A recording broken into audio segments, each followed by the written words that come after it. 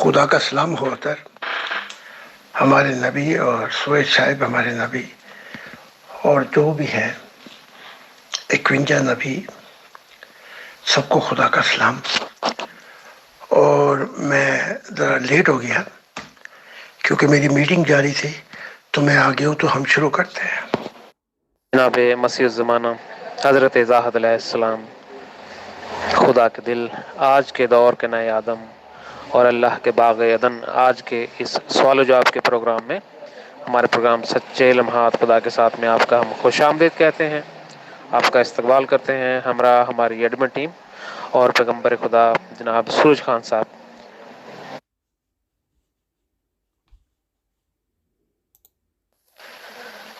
جی حضور، ہمارے ایک ممبر کا سوال ہے، یہ فرماتے ہیں: السلام علیکم جناب، حضرت زاہد خان صاحب سے سوال ہے کہ اسلامی تعلیمات کے مطابق خدا کو نہ ہی اونگ آتی ہے نہ نیند، بلکہ خدا ان تمام حاجات سے پاک ہے۔ کیا یہ بات سچ ہے؟ اور کیا یہ صرف روحانی دنیا میں تمام ارواح کے ساتھ بھی وابستہ ہے؟ کیا خدا کے علاوہ دیگر مخلوقات کو بھی نیند یا کسی طرح کا آرام کرنے کی ضرورت پیش نہیں آتی؟ اور اگر ارواح کسی بھی طرح کی حاجات اور ضروریات یا تفریحات سے محروم ہو جائیں تو وہ جنتوں کے لطف کیسے اٹھائیں گی؟ مجھے ہمیشہ سے ہی اسلام کی ادھوری تعلیمات پر تعجب رہا ہے، بلکہ قرآن میں بھی مجھے روحانی معرفت کم اور ظاہری زندگی کے زیادہ مسائل دکھائی دیے ہیں۔ آپ سے درخواست ہے کہ اس موضوع پر وضاحت فرما دیں۔ شکریہ۔ بہت اچھا سوال ہے، اور یہ بھی درست ہے، صرف اسلام ہی نہیں اور تورات بھی، دونوں موسیٰ اور محمد صاحب یہ دونوں بھائی ہیں شریعت میں، دونوں دنیا کے مسائل زیادہ حل کرتے ہوئے دکھائی دیتے ہیں، اور جو معرفت الہی کے راز ہیں ان کو کہیں کہیں، جیسے عیسیٰ نے تمثیلی زبان میں بات کی، انہوں نے بھی کی۔ اب ہم آتے ہیں، جو آپ کا سوال ہے، کیا خدا کی ذات کو نیند آتی ہے یا ایسی حاجتیں ہیں جیسے مخلوقات کو ہیں؟ تو اس کا جواب یہ ہے کہ مجھے تھوڑا سا تفصیل سے دینا پڑے گا۔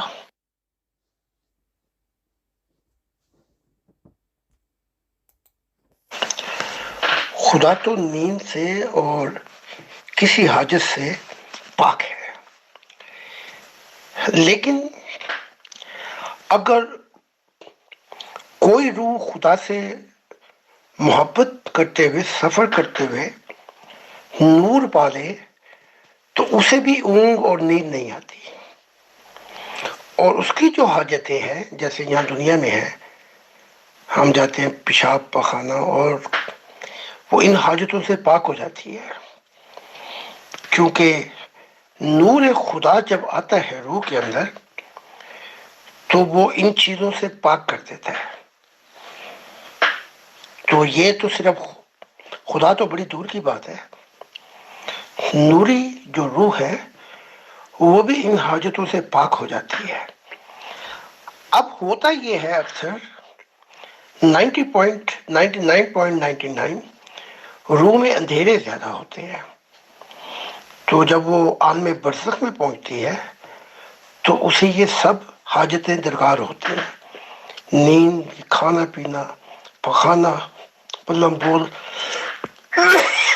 یہ سب چیزیں جو نیچے جانا شروع ہوتی ہیں دوستوں میں، تو یہ حاجتیں سخت ترین مصیبت بن جاتی ہیں۔ تو یہ اس کا جواب ہے۔ تو جب خدا کی ذات خود بھی کہتی ہے، جب کوئی روح اپنے اندھیرے دور کر کے نور میں آ جائے تو پھر وہ ان حاجتوں سے پاک ہو جاتی ہے۔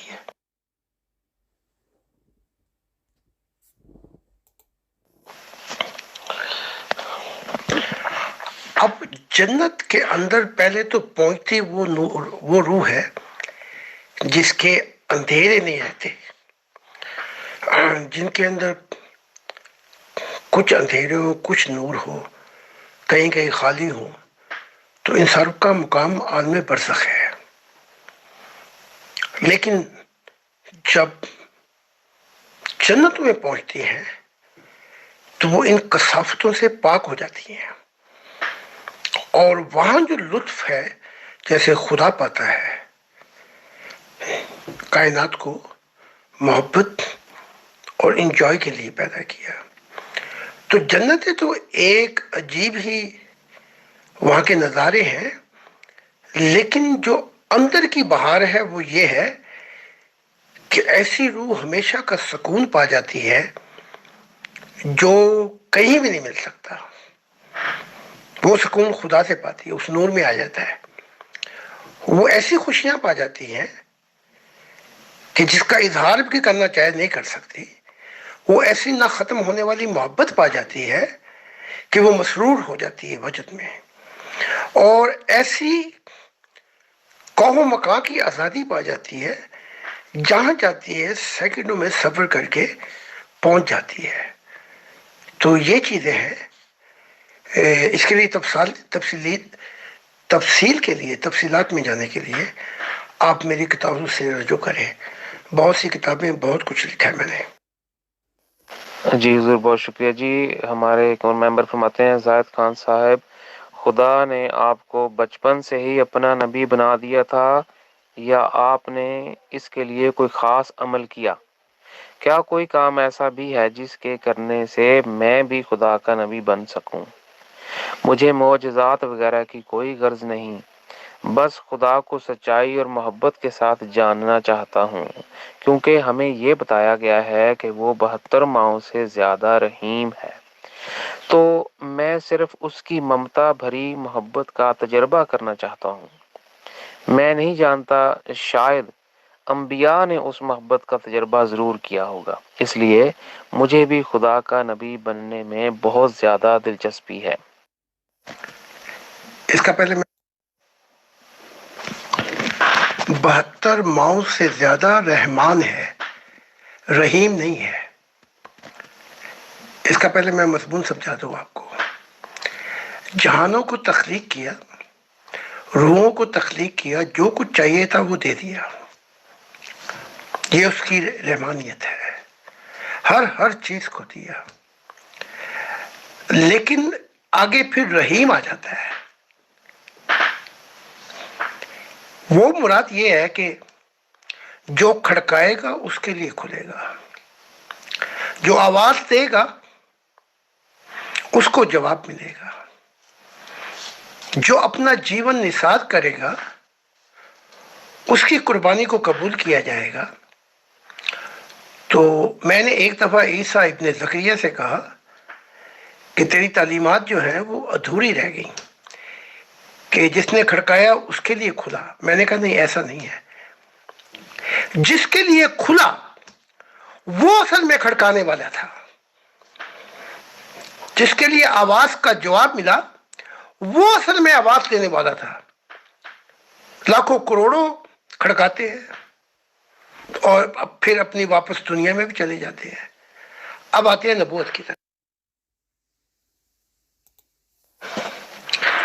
اب یہ فیصلہ کہ نبی جو ہے وہ کون بنائے گا، یہ تو جماعت احمدیہ، یہ مسلمان، یہ سارے غلط ہو جاتے ہیں۔ نبی بنانے والا جو ہے وہ خدا کی ذات ہے، فرشتے بھی نہیں بناتے۔ ہاں جب وہ چنتے ہیں تو پھر وہ آگے پیش کر دیتے ہیں، فیصلہ خدا کرتا ہے کہ یہ بنے گا کہ نہیں بنے گا۔ جیسے جب معراج کی رات جب پوچھا گیا آسمان کھلنے سے پہلے کون ہے، کہا میں جبرائیل۔ یہ کون ہے؟ محمد۔ کیا اسے بلایا گیا؟ تو چنتے تو یہ ہے، ہو سکتا ہے، لیکن بلانے والا خدا کی ذات ہوتی ہے، اور بعض اوقات وہ فرشتوں کو بھی نہیں چننے دیتا، خود فیصلہ کر لیتا ہے۔ اتنی بات سمجھ کہ اس کی نگاہ جو ہے دل پہ ہوتی ہے، وہ دل کے ہر پردے میں جھانک کر دیکھ لیتا ہے کہ کیا یہ اس قابل ہے کہ نبی بنے، صدیق بنے، شہداء بنے، صالحین بنے. تو جب وہ دیکھ لیتا ہے مخلص اور مخلص، ایک مخلص اور مخلص، ایک ہوتے ہیں جنگل میں بیٹھے رہتے ہیں، ایک ہوتے ہیں جو بوجھ اٹھا لیتے ہیں.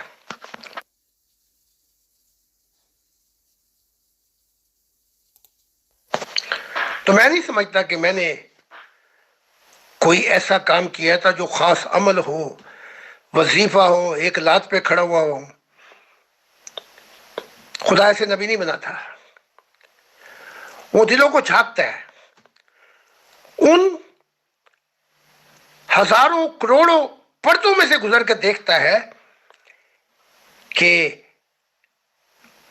اس کی جو ترقی ہے وہ کیا بیج بویا جا چکا ہے کہ نہیں جائے. تو پھر وہ فیصلہ کرتا ہے، کیونکہ نبی جو ہے وہ ایک معراج ہوتا ہے انسانیت کی.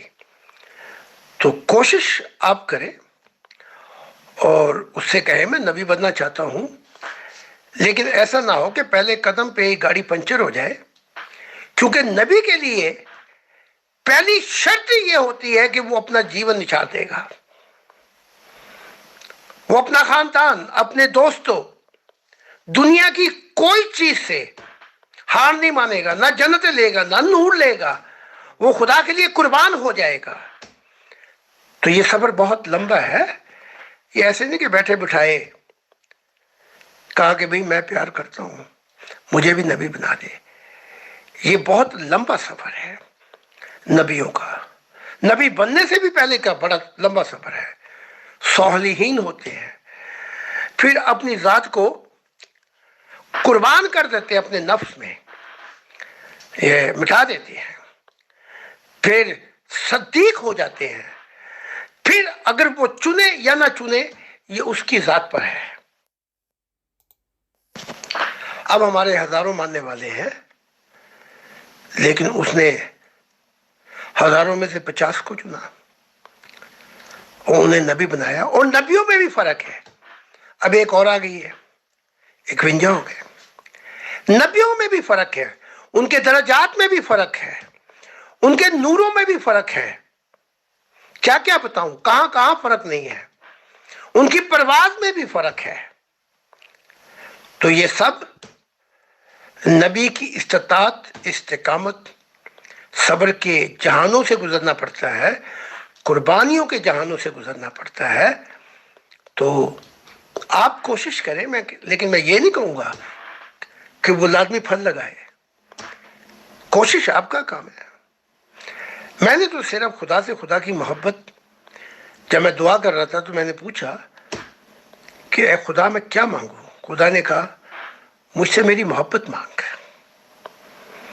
تو وہ محبت میں پھر رفتہ رفتہ وہ میری ہستی کا سامہ ہو گئے. پہلے جا پھر جانے جا، پھر جانے جانا ہو گئے. پھر وہ آہستہ آہستہ بوجھ ڈالتا رہا کہ دیکھو کتنا اٹھا سکتا ہے. پھر جب میں اس قابل ہو گیا کہ نبوت کے بوجھ کو اٹھا سکوں تو پھر اس نے وہ انعام رکھا. پھر دیکھا کہ مسیح الزمانہ میں بن سکتا ہوں، تب وہ انعام دیا. پھر دیکھا کہ میں اس کا دل کہلاؤں گا، تب وہ انعام دیا. تو یہ پورے جیون کا سفر ہے، وفا اور آخری سانسوں تک. جی حضور بہت شکریہ. جی ہمارے ایک اور ممبر فرماتے ہیں زاہد خان صاحب آپ کی باتیں اور ویڈیو بڑے دلچسپ ہوتے ہیں. میں نے سنا ہے کہ ماضی کے انبیاء، صوفیاء، فرشتے، حتیٰ کہ ابلیس بھی آپ کے مشن میں شامل ہے. میں صرف یہ جاننا چاہتا ہوں کہ ایسی کیا بات ہوئی کہ یہ سارے لوگ آپ کی اس نئی روحانی تحریک میں آپ کے ساتھ شامل ہیں، جبکہ ان سب کی نسبت آپ ایک بڑی سادہ طبیعت کے شخص معلوم ہوتے ہیں. کیا خدا نے انہیں ایسا کرنے کے لیے کہا ہے یا اس کی کوئی اور وجہ بھی ہے؟ شکریہ. جب سے میں نے پورے دل و جان سے چاہا کہ میری سوچ بھی خدا جیسی ہو جائے اور سجدے میں جسم بھی خدا کا ہو جائے، میرا شعور جو ہے گو ایک پانی کی بوند ہے، لیکن سمندر میں گر کے وہ بھی سمندر ہو جاتی ہے۔ جب میں نے چاہا کہ میرے ضمیر کا نور ایسا ہو جیسا خدا کا ہے، کہ اس ضمیر کے نور سے سب تاریکیاں دور ہو جاتی ہیں، جب میں نے اپنے دل کو ہر تمنا سے، ہر آرزو سے، ہر انتظار سے خالی کر دیا کہ یہ محل جو ہے صرف خدا کے رہنے کے لیے ہے، تو ایک لمبے سفر کے بعد خدا نے مجھے قبول کیا اور کہا میں نے تمہیں جہانوں میں دل کہا ہے۔ بس جب یہ بات طے ہوئی جہانوں میں کہ اس نے مجھے دل کہا ہے، تو وہیں پر پہنچ کر ابلیس نے بھی سجدہ کر دیا، کیونکہ اس نے کہا تھا مجھے وقت دے دے اور مجھے دکھا کہ میں غلط ہوں۔ خدا نے کہا تجھے وقت ہے، اور وقت کے ساتھ مجھے یہ بھی دے کہ میں آزماؤں، کہ اور یہ بھی کہا کہ میں ان سب کو لے جاؤں گا۔ خدا نے کہا سب کو لے جائے گا؟ پھر سوچا، کہنے لگا نہیں، چند رہ جائیں گے۔ تو خدا نے وہاں ایک بات کہی تھی کہ جو میں جانتا ہوں وہ تو جانے گا بعد میں۔ تو جب ابلیس جان گیا کہ خدا کے الفاظ سچے نکلے اور جو میری اینک تھی وہ تنگ نظر تھی، تو ابلیس تو اب جنگل میں یہ آ کے کہتا ہے اے خدا کے دل، ذرا مجھے اپنا ہاتھ تو پکڑا تاکہ میں ان جہانوں میں پہنچوں جب انسانیت بھی تخلیق نہیں ہوئی تھی اور خدا نے مجھے صبح کا ستارہ کہا تھا۔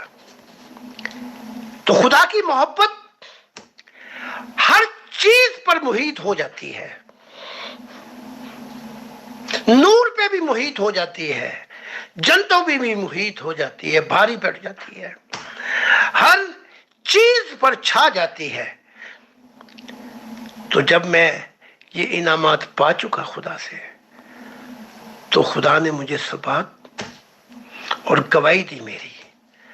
بس باقی تو آپ نے بالکل ٹھیک کہا، میری جیون بڑا سادہ ہے، بلکہ میری جوتیاں بھی ٹوٹ جائیں، پھٹ جائیں، تو جب انہیں کوڑے میں پھینکا جائے تو میں کوڑے سے نکال کے خود ہی ٹھیک کر کے پھر پہن لیتا ہوں، کیونکہ سادگی جو ہے یہ وہ چیز ہے جو خدا کو بھا جاتی ہے۔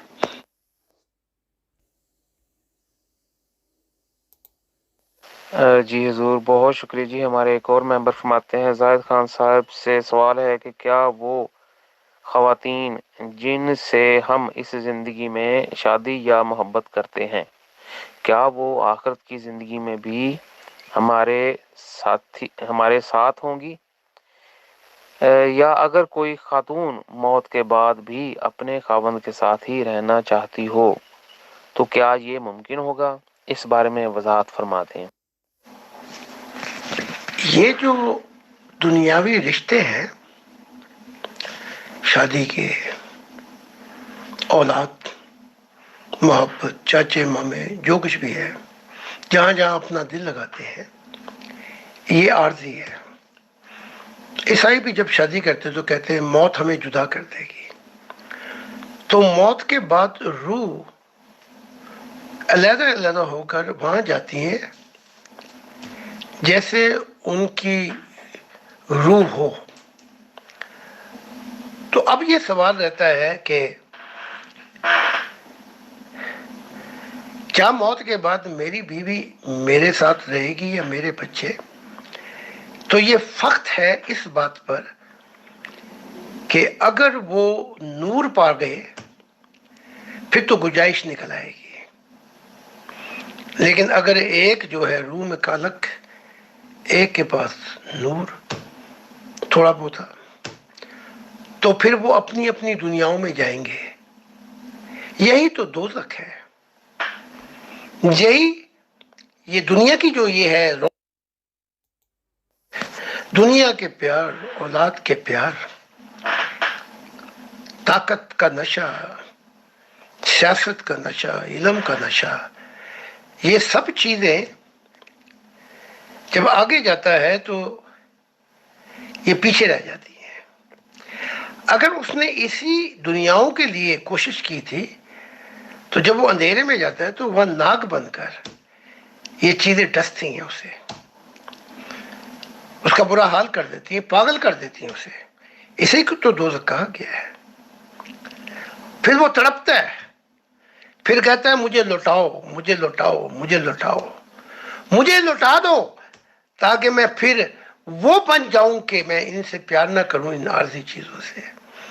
تو ہمیں یہ جان لینا چاہیے کہ اولاد بھی ہم سے پیدا ہوتی ہے لیکن ہمارے سے تعلق نہیں ہوتا اس کا، فزیکل پیدا ہوئی پروسیس، لیکن وہ تھی خدا کی۔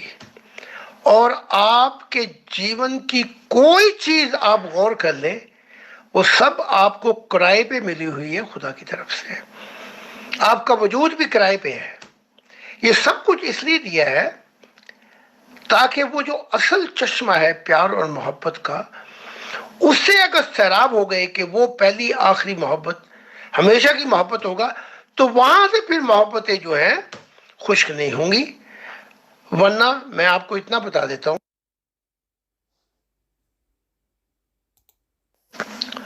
یہ میرا مشاہدہ الہی ہے آخرت کے ان گنت جہانوں میں تعلق بدل جاتے ہیں، خیال بدل جاتے ہیں، سوچ بدل جاتے ہیں، ساز بدل جاتے ہیں، آوازیں بدل جاتی ہیں اور محبتیں بدل جاتی ہیں۔ اگر نہیں بدلتا تو صرف ایک خدا کی ذات ہے، وہ نہیں بدلتی اگر اس نے پیار کیا ہوتا۔ تو ہمیں چاہیے کہ یہ جو نیند ہے نا دنیا کی گہری، اس سے جاگو اور یہ دیکھو اور فرق کرو کہ جیون کا اصل محور کون ہے۔ اگر یہ پا گئے کہ یہ محبت بھی جو ہے یہ عطیہ ہے، انعام ہے اس کا، اور یہ جیون بھی اسی کا ہے، تو پھر آپ کبھی بھی نہیں بھٹکیں گے۔ جو آپ خدا کی طرف جاتے جائیں گے، یوں یوں وہ آپ کو چیزیں ایسی دکھائی دیں گی جو اصل کے اندر خدا دیکھتا ہے، تو پھر کبھی آپ ٹھوکر نہیں کھائیں گے۔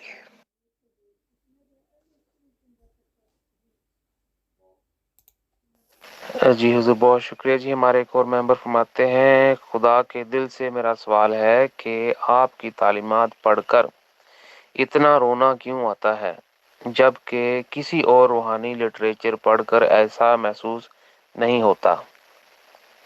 کیا ہم ان تعلیمات کو خدا کا اصل الہی کلام کہہ سکتے ہیں؟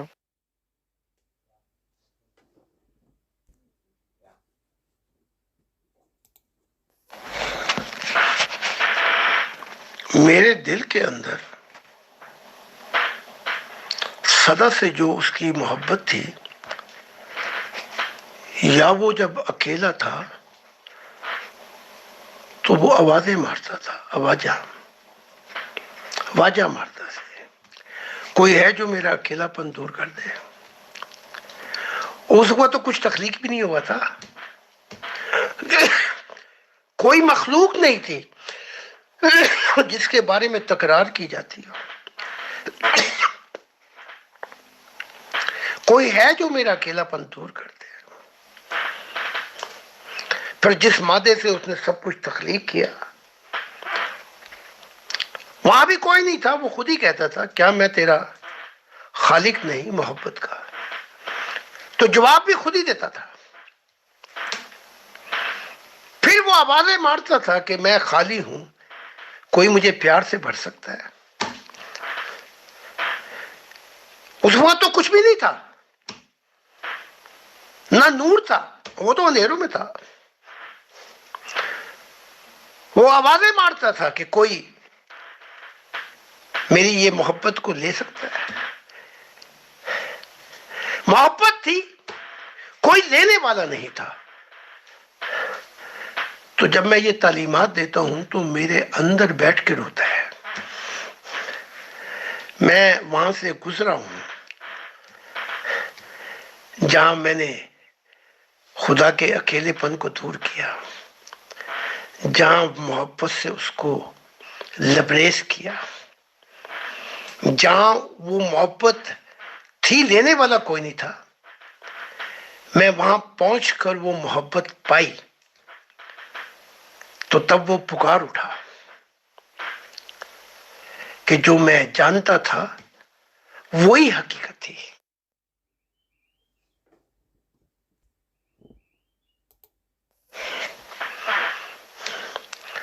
اب سوال یہ ہے کہ کیا وہ دل میرے اندر ہی ہے یا میرے دل کے اندر ہی کوئی 10 دل گھسے ہوئے؟ نہیں نہیں نہیں، وہ آپ کے اندر بھی ہے.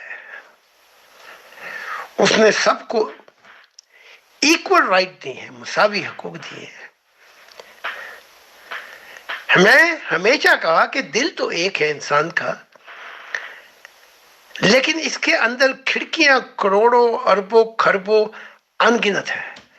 وہ جو ان کھڑکیوں سے گزرتا جاتا ہے گہرائیوں سے خدا کی قدر و قیمت کو جاننا چاہتا ہے، جان لیتا ہے وہ حقیقت کو. کوئی اس کے سوا کوئی اور لائق ہی نہیں ہے کہ محبت کا سزاوار ٹھہرے. وہ جو ان کھڑکیوں سے گزرتا جاتا ہے محبت پروان چڑھتی جاتی ہے. تو یہ تو ہر کسی کے لیے دروازہ کھلا ہوا ہے. اور اب تو میں کھل کے تعلیمات دے رہا ہوں اور راتوں کو جنگلوں میں دعا کرتا ہوں کہ کوئی مجھ سے بھی بڑھ کے آئے جو خدا کی محبت کا حقدار ہو، سزاوار ٹھہرے محبت کا. مجھے اسے مل کر زیادہ خوشی ہوگی کجا کے میں جنتوں میں بیٹھ کر نظارے کروں.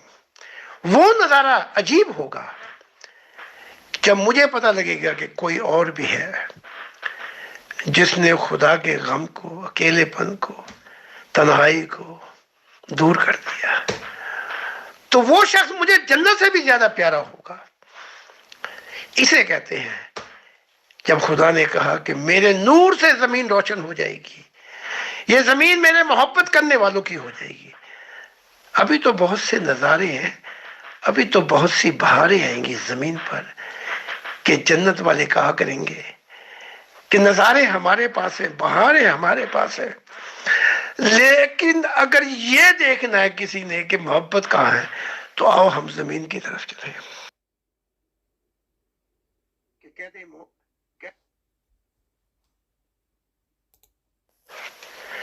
کہ قید موسم سے رہی طبیعت آزاد اس کی، کاش کوئی سن سکتا اس گلشن میں فریاد اس کی. جو آپ راز الہی کھلتے جائیں گے، اب تو بہترین موقع ہے پیارے. وہ آپ زمین کیا جنتے کیا، عالم بالا جنتے کہاں، پتہ نہیں کہاں کہاں سے نکل جائیں گے، نہ جانے کس کس ادھم میں لے جائے آپ کو.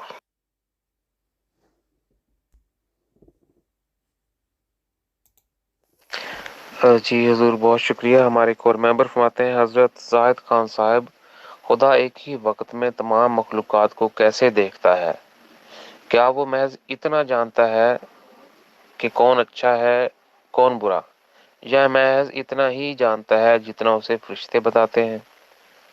یا وہ ہر مخلوق کے ہر شخص کو اس کے نام اور اس کی فطرت سے بھی جانتا ہے؟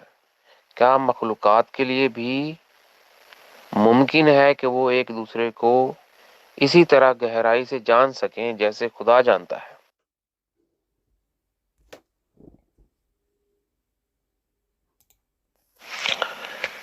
جیسے کہ سورج کی روشنی جب سورج چمکا ہوا ہو تو اس کی روشنی چھا جاتی ہے ہر طرف. یہ تو ایک چھوٹی سی مثال دی ہے. خدا کی یہ جتنی بھی کائناتیں ہیں، ظاہری یا باطنی یا جنت ہیں، خدا کے نور کے آگے یہ ایک چھوٹا سا بال بھی نہیں ہے. کہ قوم مکاں کا نور ایسا ہے کہ جب وہ پڑھتا ہے تو ہر چیز جو تاریکی میں ہے اس کو بھی پہچان لیتا ہے، جو نور میں ہے اس کو بھی پہچان لیتا ہے۔ یہ تو خدا کی ذات ہے۔ بس اس کا علم، اس کا نور جو ہے وہ چھایا ہوا ہے، اس کو محتاجی نہیں کہ وہ فرشتوں سے پوچھے کہ بھی کون نیک ہے کون اچھا ہے۔ یہ چھوٹی سی کائنات زمین فرشتوں کو دیا ہوا ہے، جیسے ہم ٹھیکہ دے دیتے ہیں، ان کو دیا ہوا ہے کہ ان کو روحانیت کی طرف لے کے آؤ۔ وہاں تو کئی اور جہان آباد ہیں، ان گنت جہان آباد ہیں، ہمیں تو پتہ اب لگا ہے۔ پہلے نبیوں نے یہ بھی نہیں بتایا کہ بس یہی کہ فرشتے ہیں یا جنات، اب پتہ لگا ہے کہ ان سے پہلے وہ مخلوقات تخلیق کر چکا تھا۔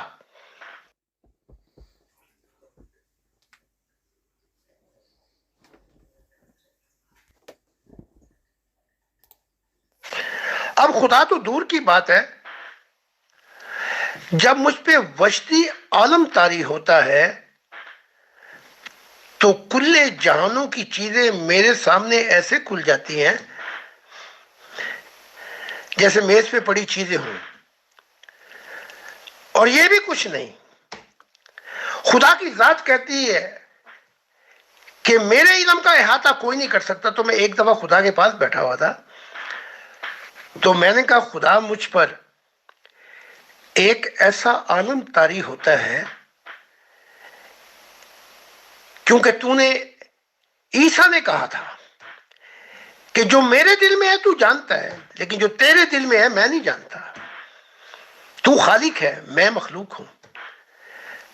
تو میں محبت میں خدا کو کہہ رہا تھا کہ مجھ پہ ایک ایسا عالم طاری ہوتا ہے محبت کا تیرا کہ جو تیرے دل میں ہے وہ بھی جان لیتا ہوں، اور جب تو مخلوقات کو بنا رہا تھا تو کیا حال تھا تیرا وہ بھی جان لیتا ہوں،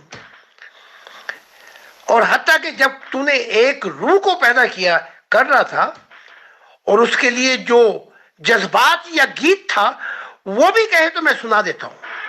جب خدا نے یہ سنا تو مجھے اٹھا کے کندھوں پر بٹھا کر وجد میں کہنے لگا تو نے پا گیا، تو پا گیا، تو پا گیا۔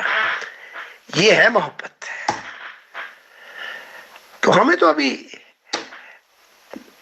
4 قدم چلے، یہ تو دشمن بھی چلتے، 4 قدم تو دشمن بھی چلنا گوارا کرتے ہیں۔ وہ تو محبت کا اصل سرچشمہ ہے، ساگر ہے، اس کے بغیر تو سب کچھ خشک ہو جاتا ہے، اس کے بغیر تو پھر کوئی چیز اپنی جگہ پہ قائم نہیں رہ سکتی، اور زوال پا کر ہر چیز جو ہے وہ ناپود ہو جاتی ہے۔ میری کتابیں پڑھے، اس میں بہت کچھ ہے، خدا اپنے راز الہی خود بیان کر۔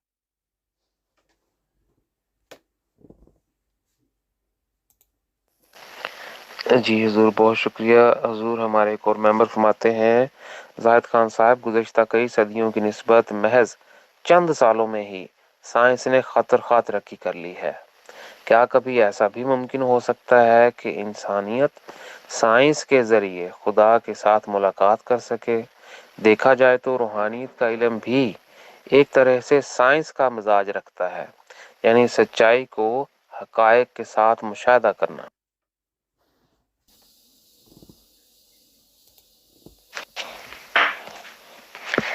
سائنس یہ بتاتی ہے، جو سائنس کا مضمون اور جو اس کا کام ہے، دی پرپس، وہ یہ کہ ہاؤ تھنگ ور کریٹڈ، چیزوں کو کیسے پیدا کیا گیا، اس کی تفصیلات بتاتی ہے۔ تو یہ سائنس کا کام ہے، جو پرنسپل آف کریشن ہے، تفصیلات، یہ دماغی دنیا ہے جس کا تعلق سائنس سے ہے کہ how God created this creation. لیکن اگر آپ یہ پوچھیں کہ کیوں تخلیق کی گئی، تو یہ سائنس نہیں بتا سکتی۔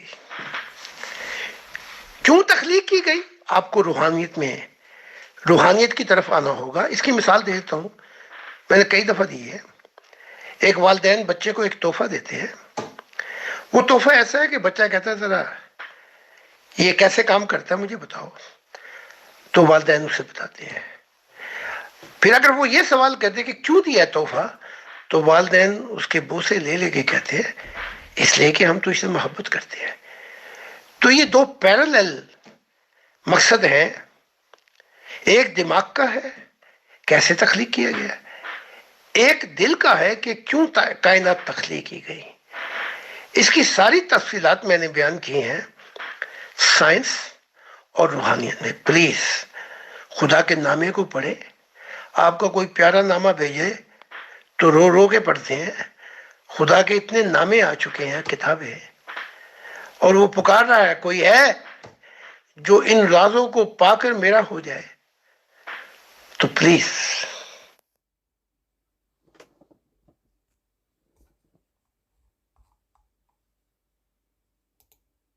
اب سائنس کا جو علم ہے وہ بیس آن ایکسپیریمنٹ، تجربہ گاہ ہے. وہ تجربے کرتے رہتے ہیں، پھر وہ ایک نتیجے پہ پہنچتے ہیں.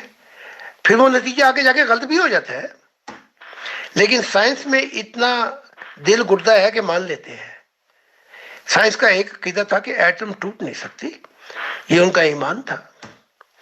پھر ایک سائنسدان آیا، اس نے ایٹم کو توڑ کے دکھایا، وہ ٹوٹی تو پھر اندھیرا چھا گیا. انہوں نے فوراً ہی پھر اپنا عقیدہ بدل لیا. لیکن مصیبت یہ ہے کہ یہ ہمارے مذہبی جو ہے ان کے دماغوں کو گھن کھا گئی ہے. اتنے تنگ نظر ہے کہ آنے والا اور بتائے تب بھی نہیں مانتے یہ. تو سائنس کے اندر دل اتنا کشادہ ہے دماغی طور پہ کہ وہ تجربے کرتے ہیں، اور وہ تجربہ سے آگے کچھ اور آ جائے تو وہ بھی مانتے ہیں. پھر یہ کام روحانیت میں بھی ہونا چاہیے تھا کہ روحانیت کی دنیا میں جو آنے والا ہے بھائی وہ اور بتا رہا ہے راز الہی، تو تم نے تو خدا، زندگی کا مقصد خدا ہے نا، یا تمہارے نبی ہیں. اگر تمہارے نبی ہیں تو تمہارے نبیوں نے تو تم پہ لعنت کی کہ لعنت ہو کہ جنہوں نے نبیوں کی قبر گاہ کو سجدہ گاہ بنا ڈالا. یعنی جو خدا کی محبت تھی وہ ہمیں دے دی. تو یہ سائنس پیرالل چلے گی، لیکن اب جب خدا کی دنیا آ جائے گی تو سائنس اور روحانیت میں کوئی ٹکراؤ نہیں ہوگا. لیکن سائنس تجربے کے لیے بتائے گی، اور روحانیت کا علم کامل ہے، وہاں تجربہ کرنے کی ضرورت نہیں ہے. وہاں مشاہدہ الہی ہے، اور وہاں ایسا تجربہ ہے اس کے بعد دوسرے تجربے کی ضرورت ہی نہیں ہے.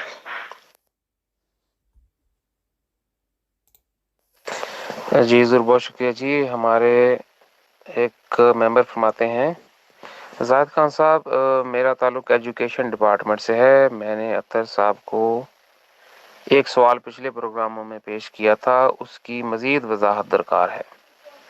اسلام کے مطابق ایک عورت کو طلاق کے بعد اپنے ہی شوہر سے رجوع کرنے کے لیے کسی دوسرے مرد سے نکاح کرنا کیوں ضروری ہوتا ہے؟ آپ نے فرمایا کہ یہ نبی محمد عربی کی ایک مصلحت تھی، لیکن دوسرے الفاظ میں پوچھا جائے تو وہ مصلحت کیا تھی جس کے تحت ایک عورت پہلے دوسرے مرد کے ساتھ جا کر مباشرت کرے جو کہ واپس اپنے ہی مرد کے پاس جانا چاہتی ہے؟ ایسا کرنا تو ایک عزت دار عورت کے لیے اس کی اپنی ہی نظروں میں انتہائی گر جانے کے مترادف ہے، جو سوائے اپنے شوہر کے کسی اور مرد کے سامنے بے لباس نہیں ہوئی. میں صرف اس مصلحت کی وجہ جاننا چاہتا ہوں تاکہ اس مضمون کو تعمیری انداز سے اپنے طلباء کو سمجھا سکوں. شکریہ.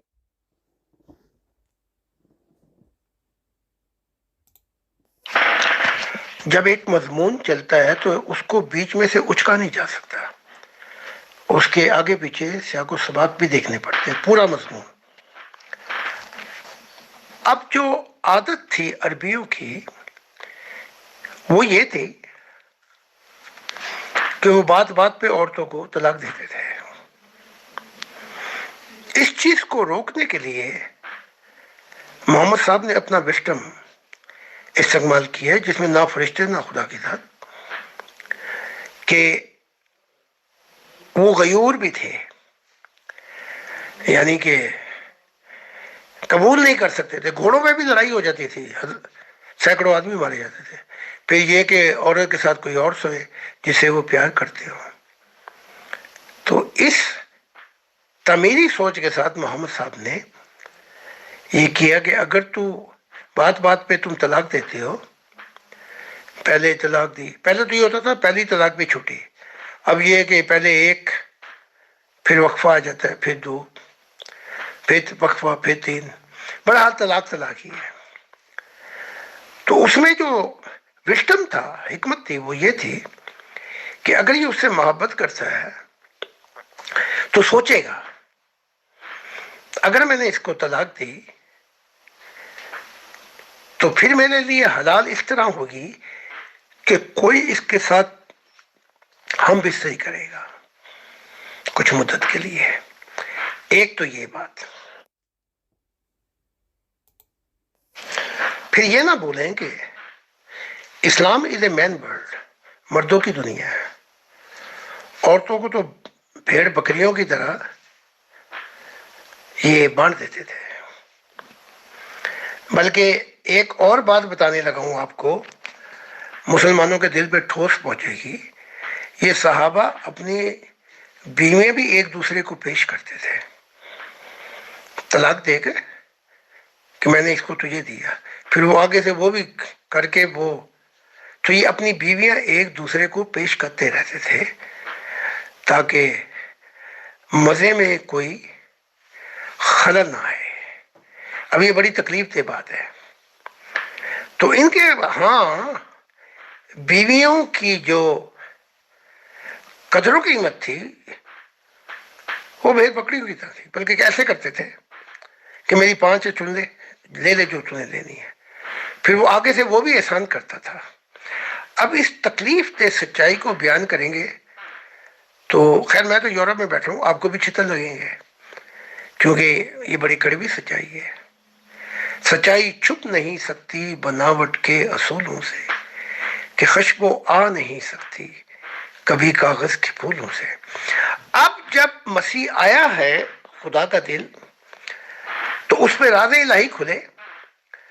لیکن اگر میں یہ راز الہی پہلے کھولتا اسلامی دنیا میں تو جیسے 12,000 جو ہے وہ مارے گئے، میں بھی مارا جاتا.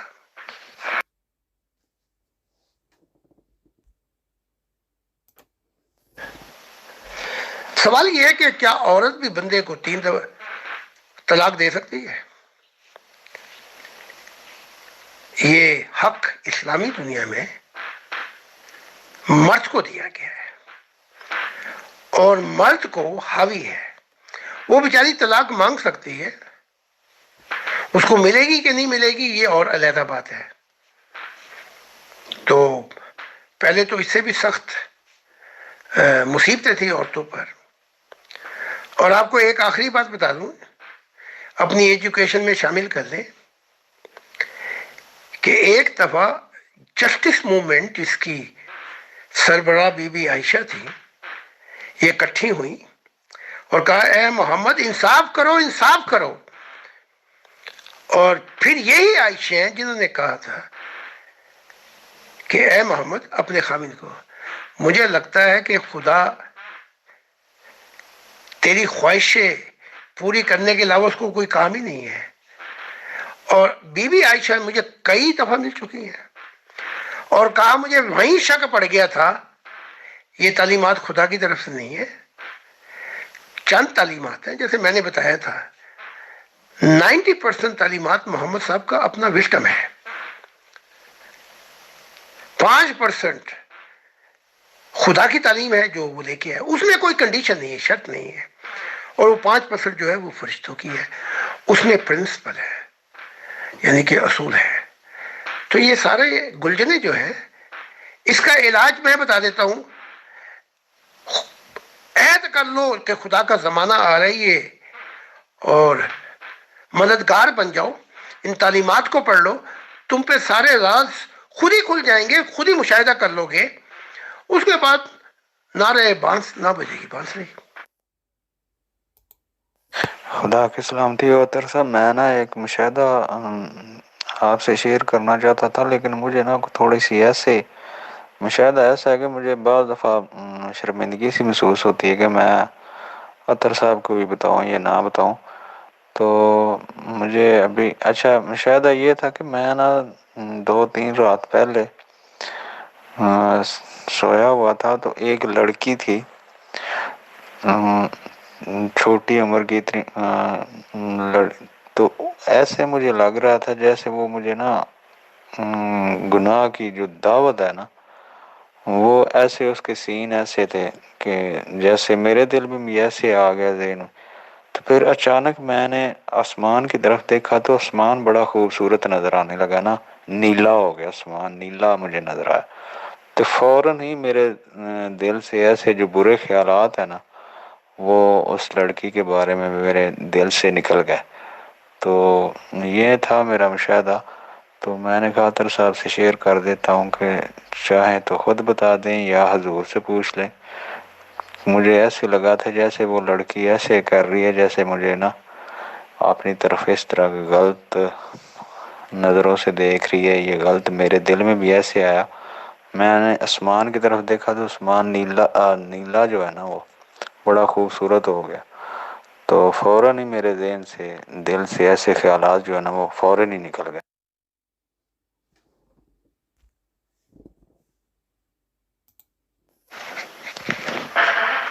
آپ کو میں دونوں رخ بتا دیتا ہوں، اور کوئی بھی خواب ہو جب تک اگر عطر صاحب بتا دیں تو ٹھیک ہے، ورنہ میں بتا دیتا ہوں، کیونکہ اس میں رہنمائی کی جاتی ہے انسان کی. ایک خوابیں جو ہیں وہ اپنا شیطانی ہوتی ہیں، وہ دنیائی، ان میں بڑی گڑبڑ ہوتی ہے. ایک ہوتی ہے رہنمائی کے لیے، اس کے مضمون کو جاننا بڑا ضروری ہے. اور ایک ہوتی ہے ہدایت کے لیے. وہ چیزیں پھر بعد میں بہت جلد سمجھ میں آ جاتی ہیں. جیسے کہ آپ نے نیلا آسمان دیکھا، حسین خوبصورت، تو 2 چیزیں آپ کو ملیں گی. آپ بھول گئے وہ لڑکی کا خیال. تو ایک صوفی تھے، مجھے نام یاد نہیں آ رہا، انہوں نے کہا کہ رات کو بی بی عائشہ آئی میرے پاس خواب میں. تو کہا بھائی، کسی نے پوچھا کیا مطلب ہے اس کا؟ کہا کسی کنواری اور چھوٹی عمر کی لڑکی سے میرا نکاح ہوگا. اچھا. پھر آپ کا دھیان پڑا آسمان پہ جو حسین تھا اور خدا کے نور سے وہ ایک نظارہ تھا، تو آپ اس لڑکی کو بھول گئے، یا اس کی جو کشش تھی وہ بھول گئے. تو اس سے مراد یہ ہے کہ خدا آپ کو معرفت الہی کی طرف بلائے گا اور آپ دل و جان سے پھر اس کی طرف سفر کریں گے. تو خدا آپ کو مبارک کرے. اور تو دونوں خواب کے دونوں رخ میں نے بتا دیے. تو اگر آئے تو پوچھا کریں. بڑا افسوس ہے کہ حتیٰ کہ میں کہتا ہوں کہ کوئی گندی خواب بھی آئی تو وہ بھی پوچھ لیں. بعض اوقات اس میں سے بھی بہت سا پیغام ہوتا ہے. تو خدا آپ کو ہدایت دے اور آپ کو اس سفر میں پوری وفا اور محبت کے ساتھ چلنے کی توفیق عطا کرے.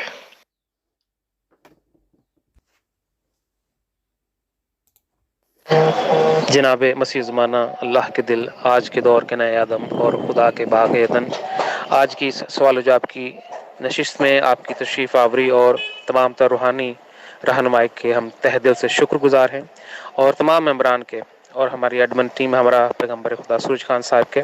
ہم آپ کو اگلے ہفتے اس نشست میں سوال و جواب کی نشست میں معینہ وقت پہ دوبارہ ملیں گے. بہت شکریہ. خدا کی سلامتی.